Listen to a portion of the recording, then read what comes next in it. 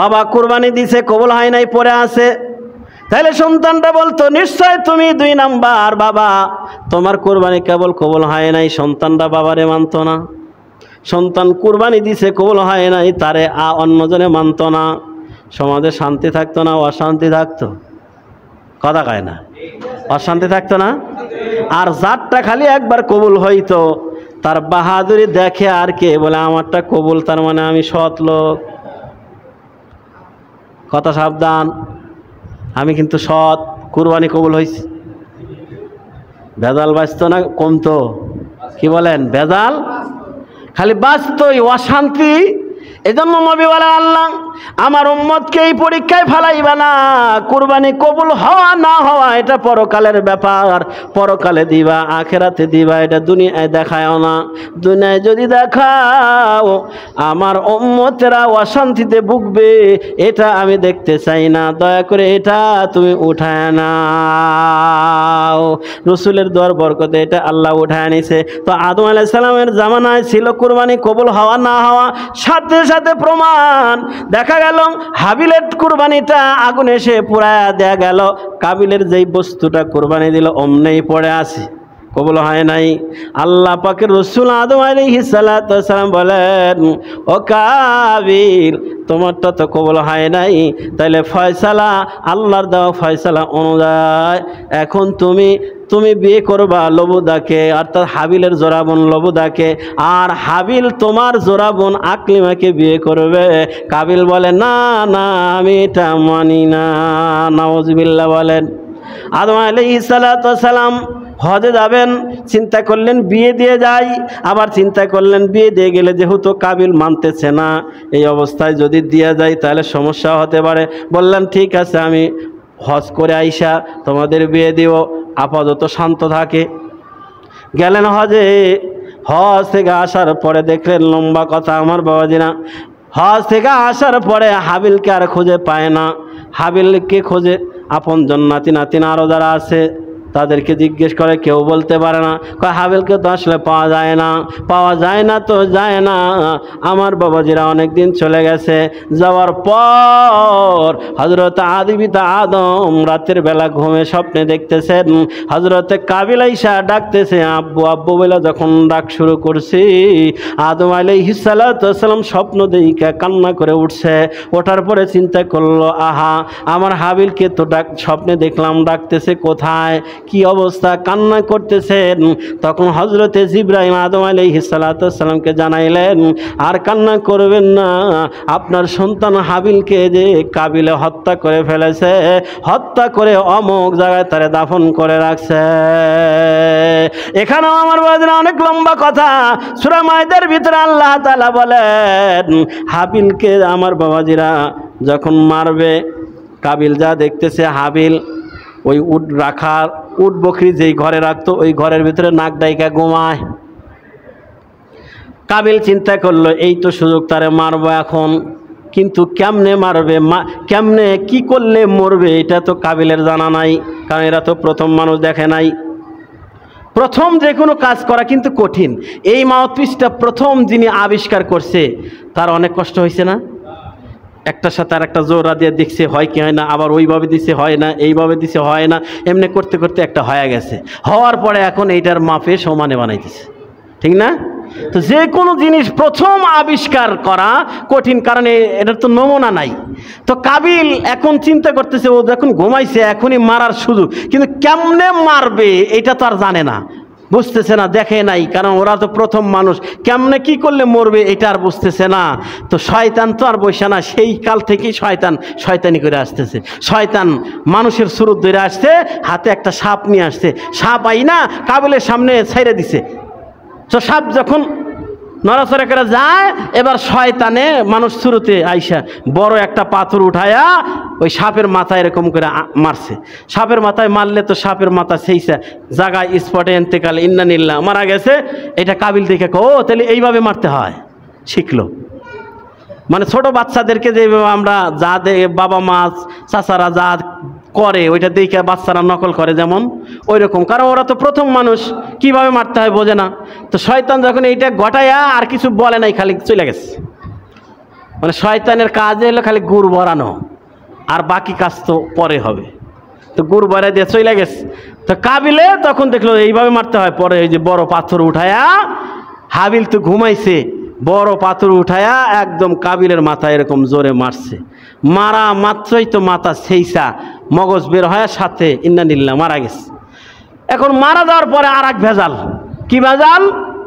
মানে এখন এই লাশটা যে কীভাবে মাটি দিতে হয়, কোথায় লুকায় রাখতে হয়, এরা তো প্রথম মানুষ, এই তো প্রথম মরলো, কিভাবে দাফন করতে হয়, প্রতীত করতে হয়, এটা তার দেখে নাই কোনোদিন, এখন বুঝতেছে না। কিতাবে লেখে হাবিলের লাশটা কাবিলে কাঁধে নিয়া তামাম পৃথিবী খালি ঘুরতেছে, কি করবে বুঝতেছে না, কই রাখবে। কারণ মানুষ আরও তো বংশ বিস্তার হয়েছে, তারা দেখলে তাকে খারাপ বলবে। এখন ভাইয়ের লাশ গোপন করতে পারতেছে না, কারণ গোপন করা তো দেখে নাই। তো হাবিল যেহেতু আল্লাহর প্রিয় বান্দা ছিল, আল্লাহ তাআলা দেখলেন এইভাবে লাশ যদি খালি কাঁধে করে নিয়ে ঘোরে, তো লাশের একটা অপমান। এজন্য আল্লাহ তাআলা তার লাশকে হেফাজত করার জন্য আল্লাহ তাআলা সূরা মায়েদার ভিতরে বলেন, ফাবাআসাল্লাহু গুরাবান ইয়াবহাসু ফিল আরদি লিয়ুরিয়াহু কাইফা ইউরি সাওয়াতা আখি। আল্লাহ তাআলা কাক পাঠিয়ে দিলেন, কাক। ফাবাআসাল্লাহু গুরাবা, গুরাবুন মানে কাক। আল্লাহ বলেন ফাবাআসাল্লাহু গুরাবান ইয়াবহাসু ফিল আরদি, আল্লাহ কাক পাঠা দিলেন।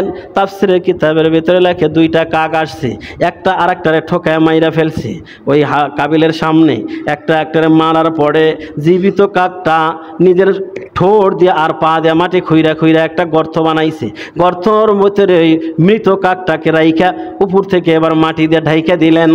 এইটা দেখার পরে কাবিল আফসোস করে কয়, সেই কথাটা আল্লাহ কোরআনে তুলে দিয়েছেন, ক্বালা ইয়া ওয়াইলাতা, ক্বালা ইয়া ওয়াইলাতা আ'জাজতু আন আকুনা মিসলা হাযাল গুরাব।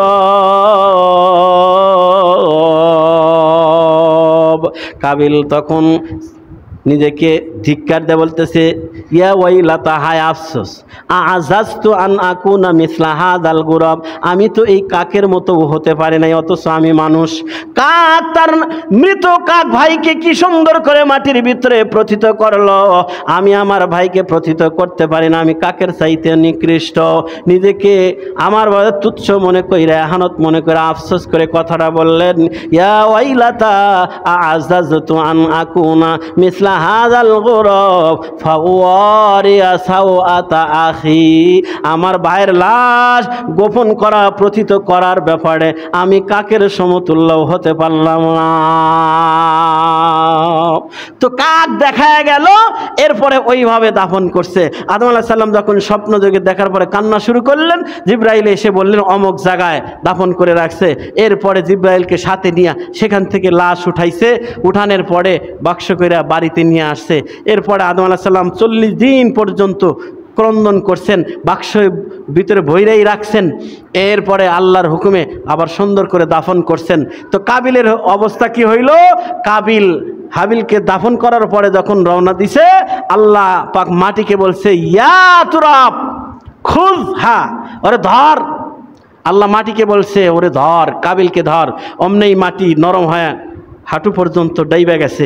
এবার হাবিল উপরের দিকে মাথা উঠায় কয়, আয় আল্লাহ, শয়তানে তো তোমার নাফরমানি করছিল, তাকে তো মাটি এরকম গ্রাস করে নাই, আমারে কেন করতেছে? তো মাটি আবার ওরে কোমর পর্যন্ত ভিতরে ঢুকায় নিছে। এবার মাথা উপরের দিকে উঠায় কয়, আয় আল্লাহ, আমার পিতা আদম তোমার নবী, সেও তো তোমার নাফরমানি করছিল, হুকুম মানে নাই, তারে তো মাটি গ্রাস করে নাই, আমারে কেন করছে? তারে যদি ধরতো। এই কথা বলার পরে আর একটু ডাবছে, বুক পর্যন্ত ডাবার পরে এবার দেখছি যে না, যত বলি খালি ডাবি। এবার উপর দিকে তাকা কয়, আল্লাহ, আমার পিতার কাছ থেকে শুনছি যে হযরত মুহাম্মদ মুস্তাফা সাল্লাল্লাহু আলাইহি ওয়াসাল্লামের উসিলায় আমার বাবার তওবা কবুল করেছিলা। আল্লাহ, আমি ওই নবীর উসিলায় তওবা করতেছি, আমারে মাফ করে দাও। এই কথা বলার পরে আল্লাহ তাআলা মাটিকে হুকুম দিলেন, তো মাটি তার ছাইড়া দিলেন। তাহলে এখানে দেখেন একটা বিষয়, যে রাসূলুল্লাহর উসিলা দিয়া কাবিলের মতো বেঈমানটাও যখন আল্লাহর কাছে মাফ চাইছে, তখন তাকেও এটা ছেড়ে দিছে। শিথিল করে দিছে। কিন্তু শিথিল কি শিথিল বলে মাটি ছেড়ে দিছে, কিন্তু এক ফেরেশতার হাতে দিছে। ওই ফেরেশতা তারে বর্ষা মারে, মেরে ফেলে দেয়, আবার আল্লাহ জীবিত করে, আবার মেরে ফেলে দেয়, আবার জীবিত করে।